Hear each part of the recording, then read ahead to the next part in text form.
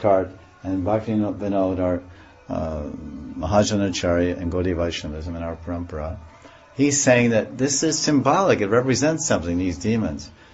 Because it's Naimittik Leela. Nitya Leela, Ras Leela is Nitya Leela. Stealing butter is Nitya Leela. Stealing any clothes is Nitya Leela. This is all like Krishna's Leela. And the Ras Leela, he steals the gopis' clothes sometimes also. Not Kanyas are not praying, oh Krishna become her husband.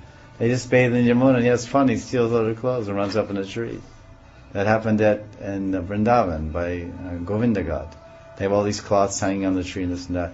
And you go there and they say, oh, this is Chir God, Krishna stole the clothes of the gopis, right on the banks of the Yamuna near Radha Damodar. You say, wait a minute. In all the Shastras they say Chir God is near Ram God. It's near Balaram's Ram God where he had his Ras Leela. It's 45 minutes up the Yamuna. Every Shastra says. That's the Chir God where the Kanyakumaris prayed to Katyayani and Krishna stole the gopis. But actually the fact is, during the Ras Leela with his Nitya Parishads, Lalita Radha, etc., they got tired, which they do, and fatigued in summertime. And they went to bathe in Jamuna, and then Krishna said, let's play a game, hide and seek under the water. And they're counting, and he went under the water, came up on the bank, ripped off all their saris, ran up in the tree.